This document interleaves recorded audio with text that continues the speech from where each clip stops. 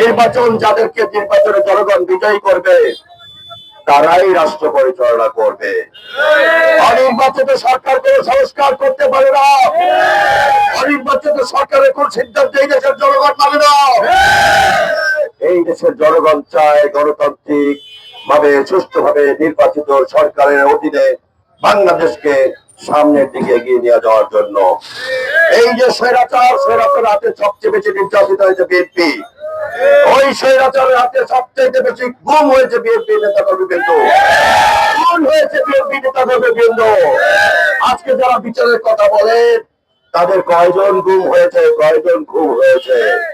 এমনও আছেন তাদের কোন নেতাকর্মী 15 বছরে কোনদিন জেলেও যান নাই। আজকে আপনারা হঠাৎ করে জুলাই বিপ্লবের নায়ক সাজতে চান। মানুষ এই সমস্ত জিনিস বোঝে। আমরা কারোর নাম ধরে দলের নাম বলে কোন বিব্রত করতে চাই না। সকলে আসুন, জুলাইয়ের যে ফ্যাসিবাদ বিরোধী ঐক্য, সেই ঐক্যকে আমরা একসাথে ধরে রাখি।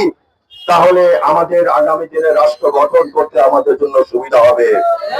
জুলাই বিপ্লবের পক্ষের সকল শক্তিকে ঐক্যবদ্ধ হয়ে এই পতিত স্বৈরাচারের বিরুদ্ধে সংগ্রাম করে তোলা আহ্বান জানাই।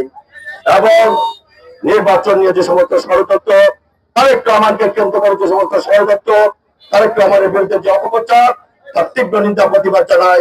অনুরোধ করছি বাংলাদেশের সবচেয়ে বড় দলের ভারপ্রাপ্ত চেয়ারম্যান জনাব তারেক রহমানের বিরুদ্ধে এই কটূক্তি বিষোদ্গার বন্ধ করুন, তাহলে রাজপথে প্রতিরোধ গড়ে তোলা হবে।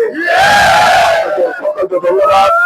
আগামী দিনের জাতীয় নির্বাচন সুষ্ঠুভাবে সম্পন্ন হওয়ার আগ পর্যন্ত রাজপথে আমাদেরকে সতর্ক অবস্থান থাকতে হবে।